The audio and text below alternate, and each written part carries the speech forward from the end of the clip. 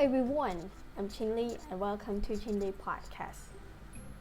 Today, we're going to talk about feedback. This episode is designed specifically for Toastmasters members. And the reason of the episode because last week I gave us an evaluator for the meeting. And I try to find how to give an effective feedback to our member in order to improve their speaking. And I think that it would be useful to share with you today. When we think about Toastmaster, before I was a Toastmaster, I never heard about feedback. And when I heard about the word feedback, I think about giving suggestion, recommendation, or advice. And in Toastmaster, we are recommended to give feedback instead of advice. And what is the reason? Have you ever wondered what is the difference between feedback and advice? According to the Culture App blog, feedback and advice has a lot in common. Both share the goal of helping others to get better. The difference is feedback is information, while advice is an opinion.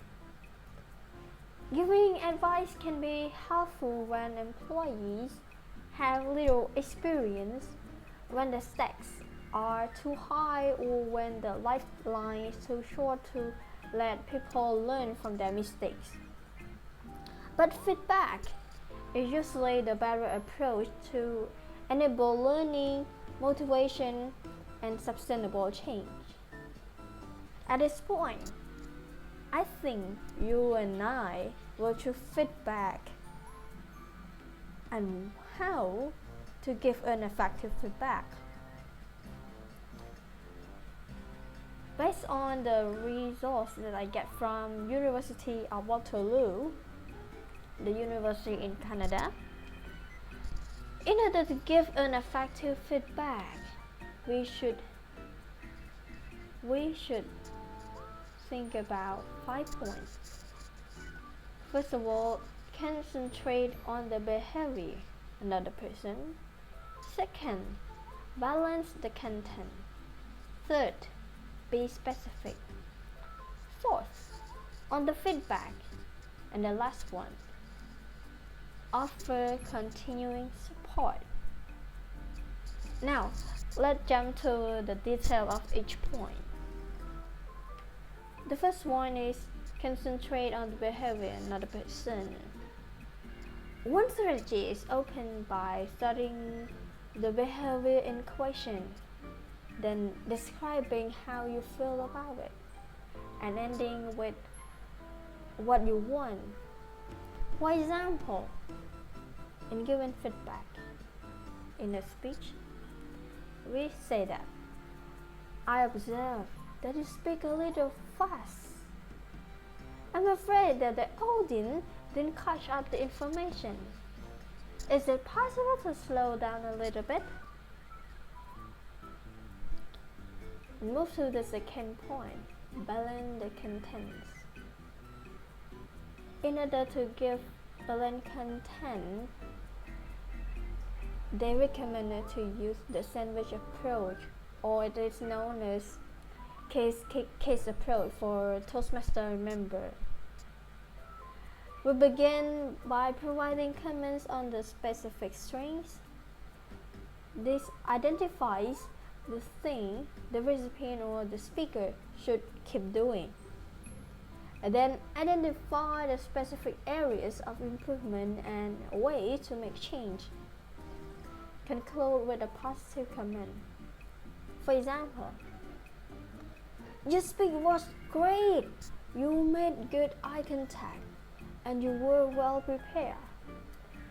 You were a little bit hard to hear at the back of the room, but with some practice you can overcome this. Keep up the good work. Now, move to the third point, be specific. By avoiding the general comments that may be of the limited use of the receiver, try to include example to illustrate your statement. For example, we raise up the vocal variety. Vocal variety may be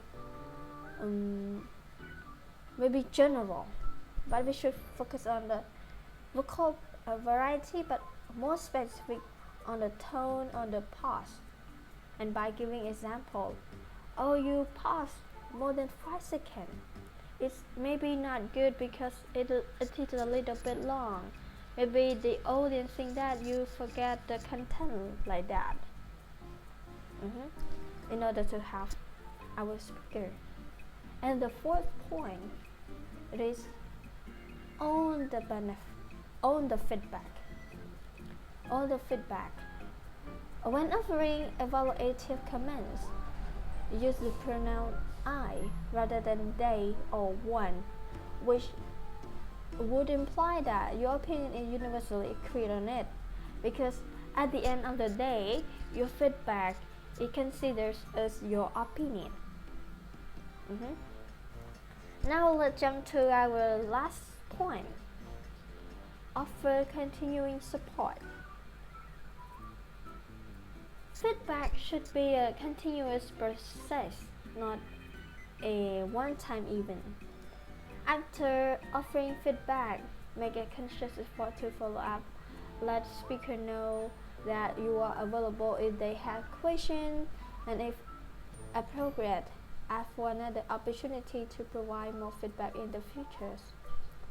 Because it's really positive if you continue to help them to improve. If sometimes they don't understand when we give feedback, they can ask us more for detail, and they will know more detail, and they can improve specifically on the area that they are lacking in.